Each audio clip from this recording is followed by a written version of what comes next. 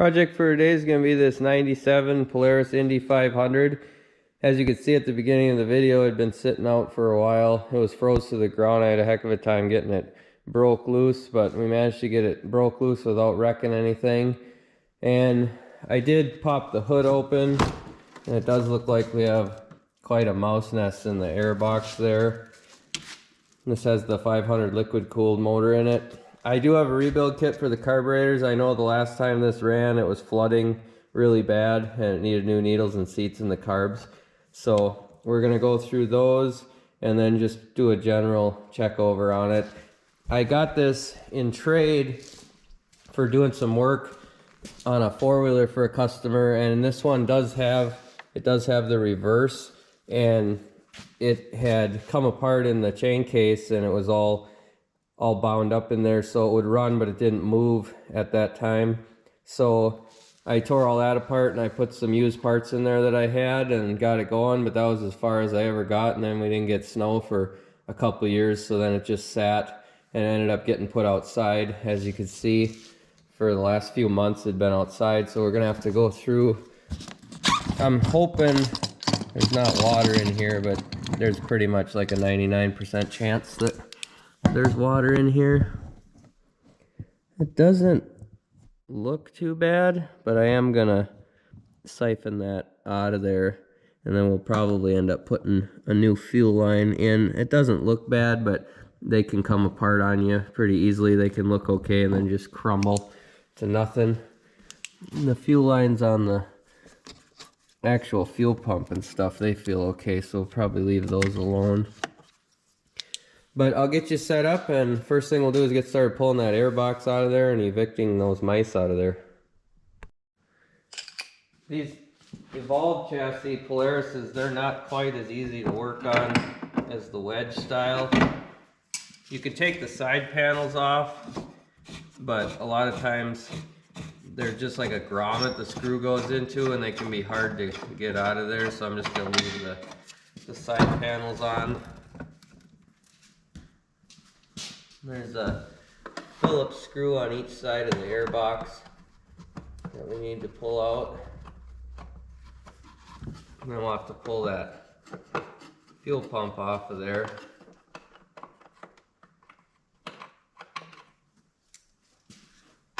I'm hoping we don't have any live critters still in here.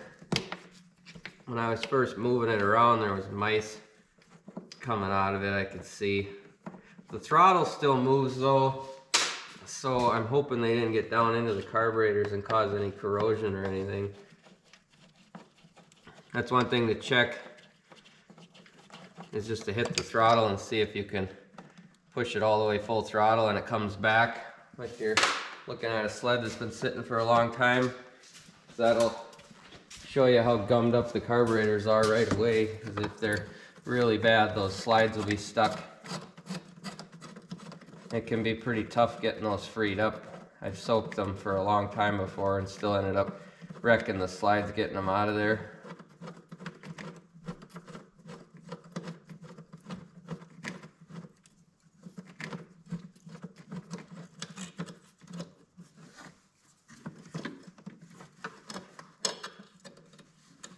This one's always kind of hard to get to. This is one that a lot of guys end up not putting that screw back in.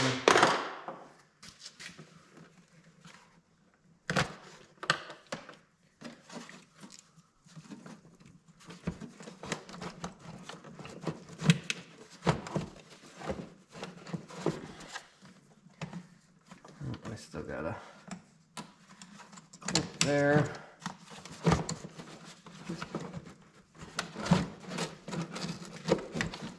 These ones are a little bit more difficult to get out of here. A lot of times you gotta take the top off, but I was trying not to do that until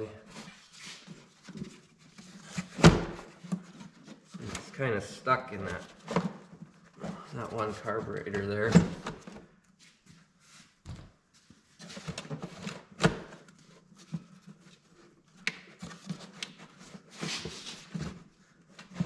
I'm not sure what we're jamming up on. Usually they can slide past. There we go. There's a couple of breather hoses on there too.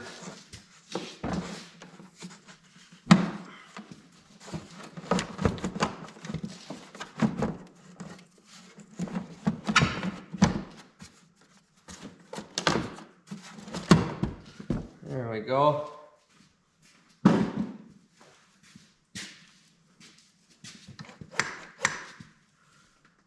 Those carburetors look okay.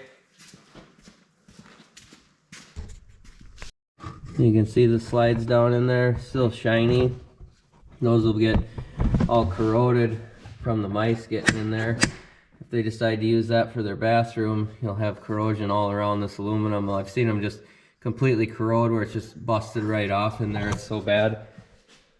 But now we'll get to pulling those carburetors off. So I'll pull the fuel lines off of it first.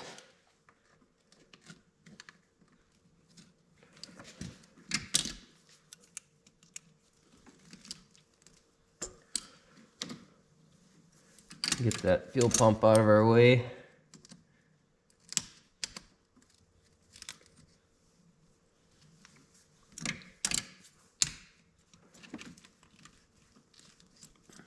There we go.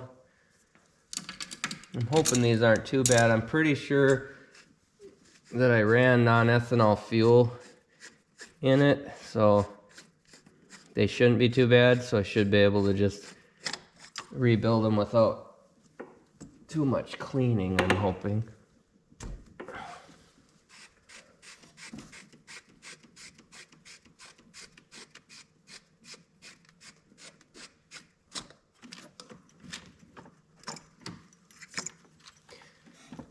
This did run when I got it, so I've never been through these carburetors anyway, so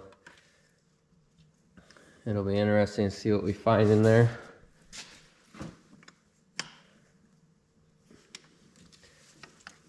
Whoever did this last really tightened everything down, I can tell you that.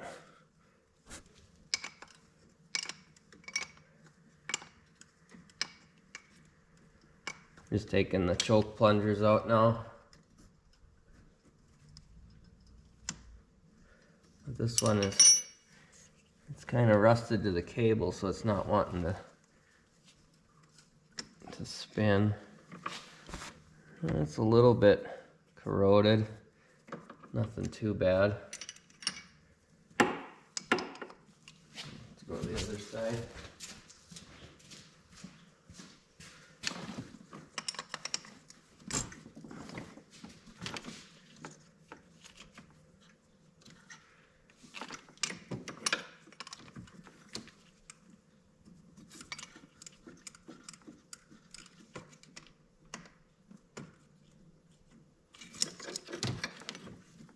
That one's a little bit corroded too.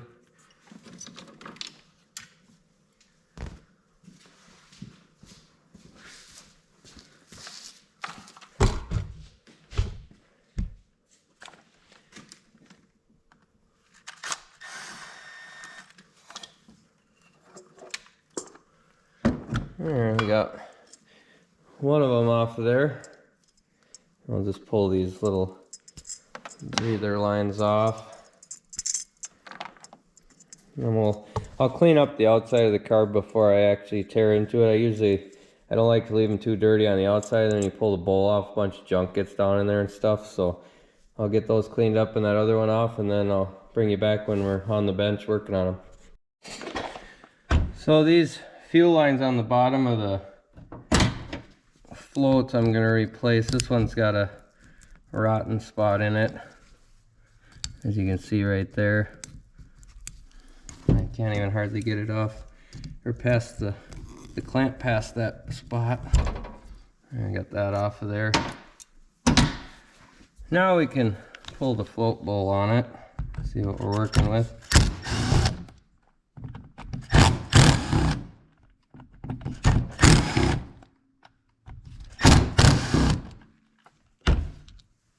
It is always good practice to keep your carburetors on the same side of the cylinder. Polaris usually runs the same jets on both sides, but Skidoo will have a different jet on one side or the other a lot of the time.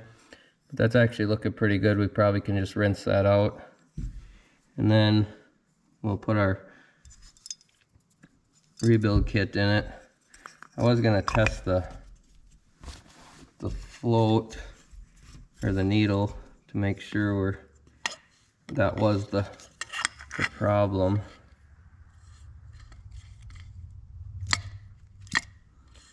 That actually does hold. So it might have been the other carburetor.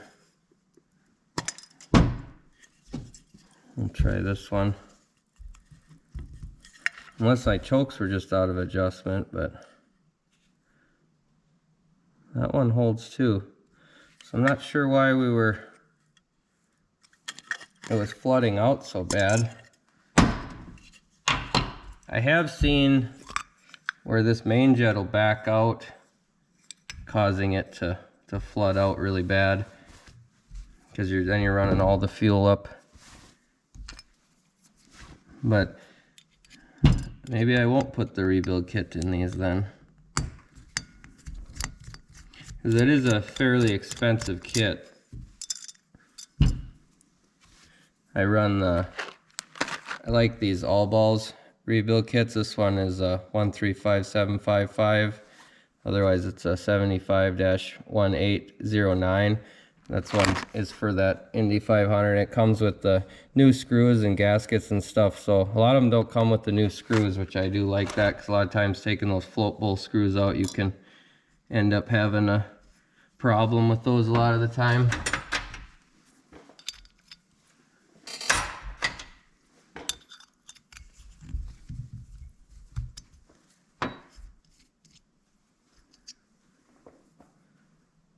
That looks pretty clear. Yeah, I'm not really seeing anything that would cause an overfueling issue.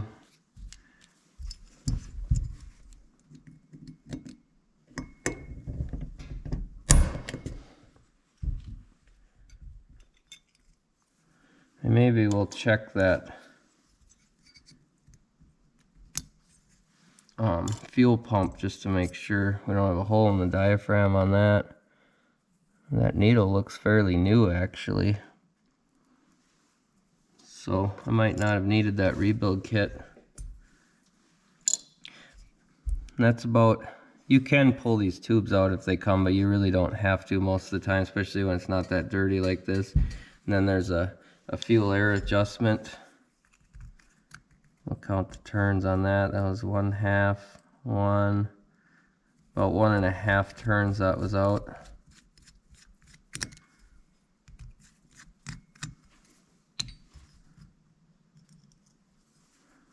Pull that out of there. That's a little bit gummy, nothing too terrible. Well, I'll get all this stuff cleaned up and then I'll bring you back if I find anything interesting. So I got the carburetors all cleaned up and I was looking over the sled just to see if I saw any other issues, because this thing had such a bad bogging issue that I thought it was overfueling, but now it got me thinking that it wasn't the carbs, I don't think, unless we had some water in there that had dried out of the carbs while it was sitting, but that's not too likely. But I did find this one, I don't know if you can see that very good, but there's a roller right here that is really bad. It's like squared off on two sides. So it could have been the clutch sticking is what was causing that. If the primary sticks in part way, then when you go to take off, it's going to bog really bad, because when that's changing your gearing, as with the secondary opening and closing. So it could be the secondary sticking open also, but I don't really think it wasn't really that type of symptom. The only other thing is the exhaust being plugged can cause that, but I'm not thinking that's really the issue either, because it seemed to happen after I had it running for a while, and then all of a sudden it started doing that. My nephew was riding it and he could barely make it up a hill with the thing. So we'll throw the carburetors back on. I did dry out the fuel tank. You can see it's nice and clean in there now. If you want to see how I dry out the fuel tanks, you can watch the video that I did on the 91 Polaris Indy Sport. I'll put a link to that down in the description. That one I went into a little more detail on just how I just take rags with a little grabber and go down in there and keep moving them around until it sucks up all the moisture in there. So for now, I think I'll throw the carburetors back on here and we'll clean out that air box and we'll see if we can get it to fire up. It could have been also, being that this fuel line had a hole in it, that could have been running one side lean, but the plugs didn't really show that either. So I don't think that was our issue. And usually the bogging like that is usually an overfueling issue in my experience.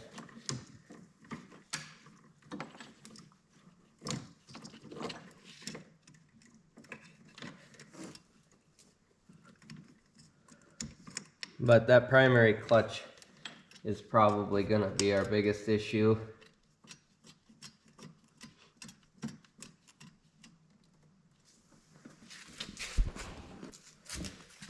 I was also looking over this thing a little bit, over the suspension and stuff, and it's pretty rough shape. So I have an auction that I've been watching that's got some Polaris snowmobiles on it. I don't know if their suspension on those is in any better shape, but I'm gonna see if I can snag one of those at a decent deal, and maybe we'll throw if they're not worth fixing, I'll maybe grab the suspension parts off of them.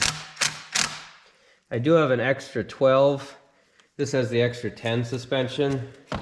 I do have an extra 12, but I don't know if I really want to deal with doing the swap. It's not just a simple swap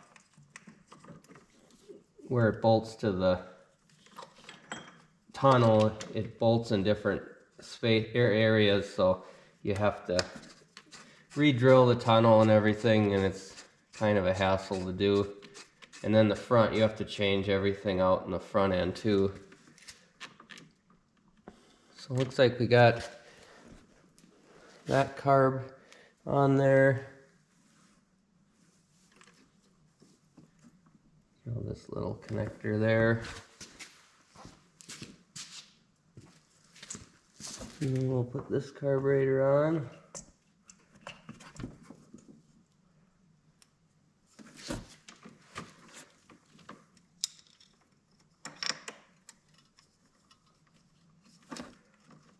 I was really hoping it was just the needles and seats that were causing our issue.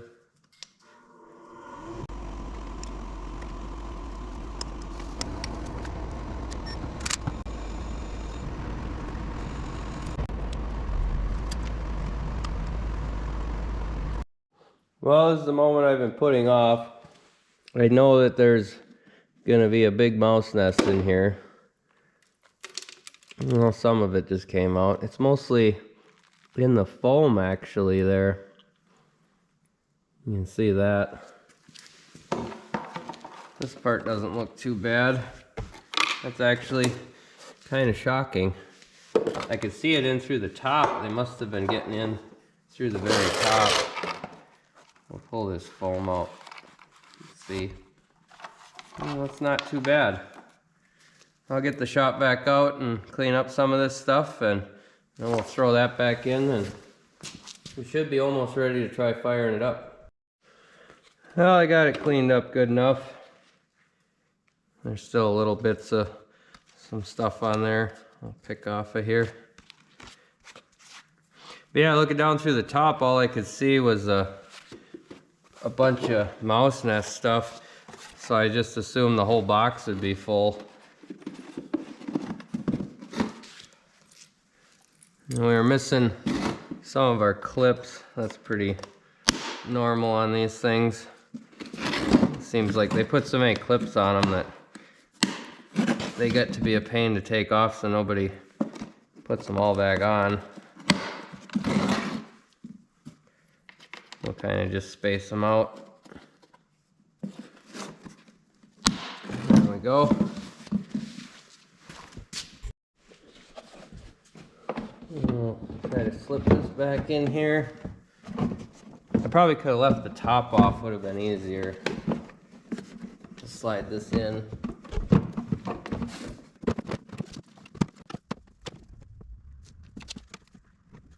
And put these screws back in the fuel pump here.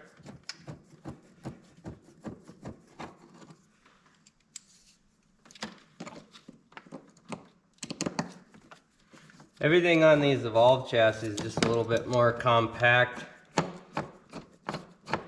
than the wedge style.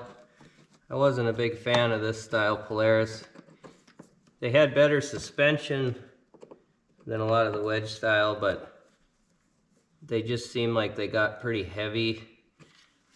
When you pull like the rear suspension out of one, it's amazing how heavy they made their suspension. I mean, it was pretty good suspension for lasting quite a while, but it wasn't that good of a ride, and then it was so heavy besides, so if you got stuck or anything, it was terrible. It still wasn't as heavy as a lot of the Yamahas though.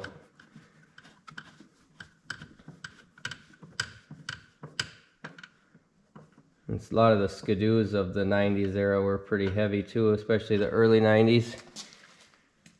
Alright, so we got that in there. I think I can put some gas in it, and I'll get the fuel system primed up. And I'm thinking it should fire up, we'll see.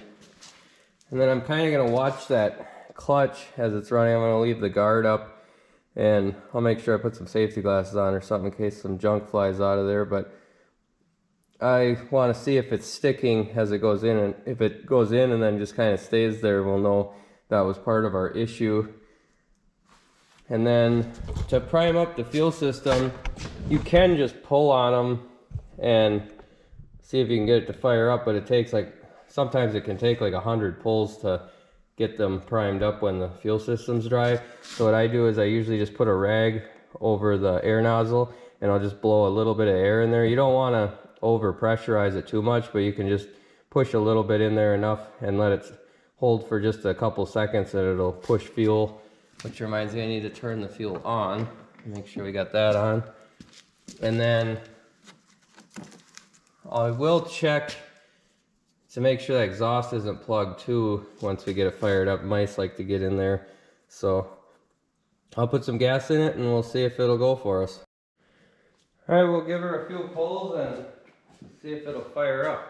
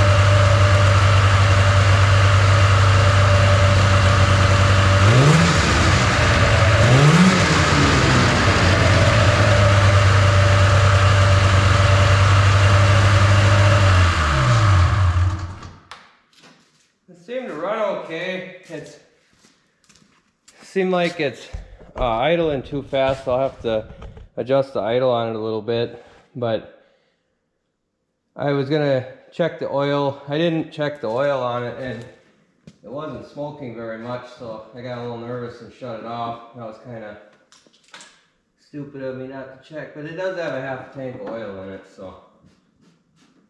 That still took quite a few pulls to get it going, but it should start easier now that it's primed up. A lot of times when they sit for a long time, it gets where the gas evaporates and the oil is sitting in the crankcase, so they'll smoke a lot more when you first get them fired up. I'll fire it up again and we'll watch that clutch and see how it's moving, and then we'll probably be ready to see if we can go take it for a test ride.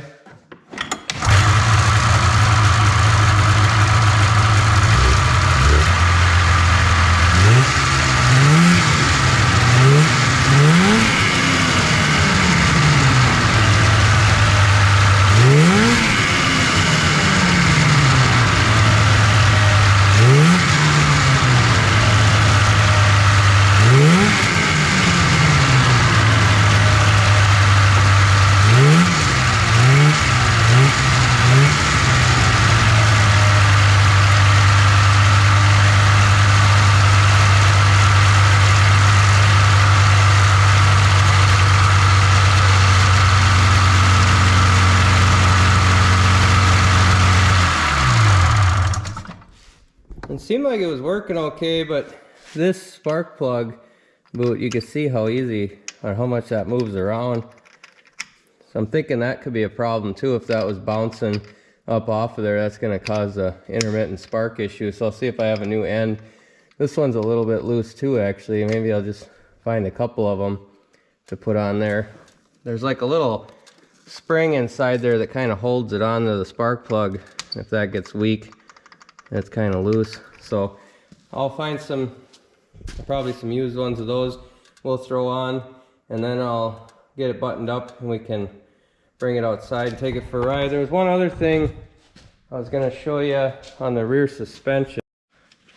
So back here on the rear, I already did the other side, but since the shocks are pretty well wore out on this, I'm going to adjust these springs so I got a little bit more ride height. But this block here has a nut you can put a socket on, and you turn it so this is a taller end, and the spring you want it to be pushed up higher if you want it to be stiffer. So we're gonna just turn it to right there. So that'd be the stiffest setting. It's the tallest side of the block. So we'll see if that helps at all. This thing really just needs all new shocks put on it. The fronts are pretty sad. They're just sag down almost to nothing. You can kind of see up in there where they're just squished. I can adjust the spring by turning this nut here. I did soak them down so I could actually turn it maybe, because they were kind of corroded, but I don't know if it's really worth doing since the shocks are leaking. They pretty much leaked all the oil out of them. But we got that adjusted, so now I can button it up and we'll go take it for a test ride. So I'll just show you real quick how you replace these spark plug boots. They kind of just, if you get this rubber part off, they kind of just thread onto the wire. Sometimes they can be a little bit tricky to get off, but I'll pull that rubber piece off. You can kind of see in there, it's just kind of brass so it can get worn, which is kind of common when they're higher mileage stuff. But and then you just kind of thread the new one on until you feel it kind of bottom out.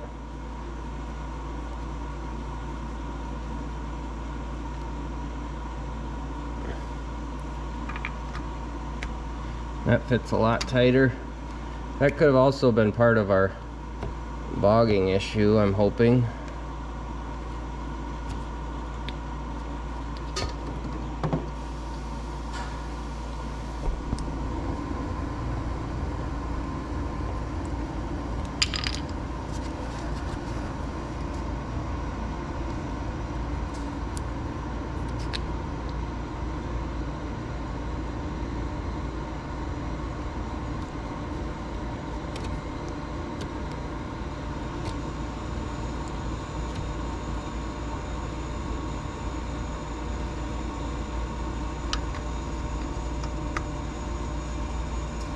There, let's see if that helps. Also can't forget to add some duct tape to the seat. I don't want that tear getting any worse. Duct tape can save you for a little while on these.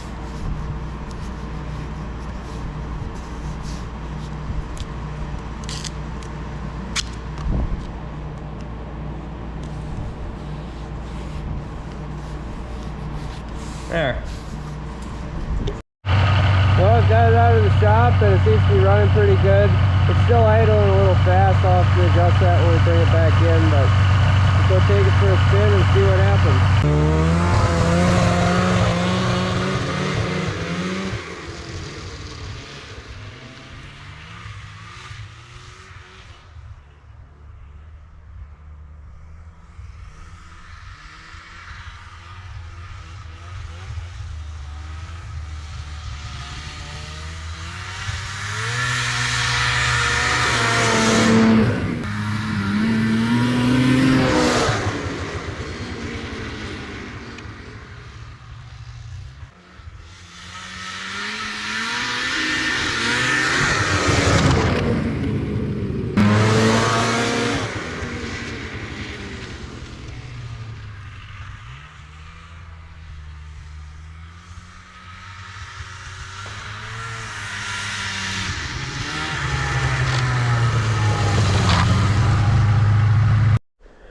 Well, it seemed like it ran pretty good. I'm not sure what the deal was with that bogging. It might have been just those spark plug wires actually being loose like that, because it seems like it runs good, has lots of power right now. It's a little bit doggy on the lower end, but that's kind of the way these things were. And then when they got wound up, they were they went pretty fast for a 500. They really pull. But in the next video on it, maybe we'll go through the suspension, and I need to work on the brakes a little bit. They're not the greatest, but other than that, it's a pretty decent running sled. So that's going to do it for this one. If you like this sort of thing, like the videos and subscribe to the channel, and we'll catch you on the next one.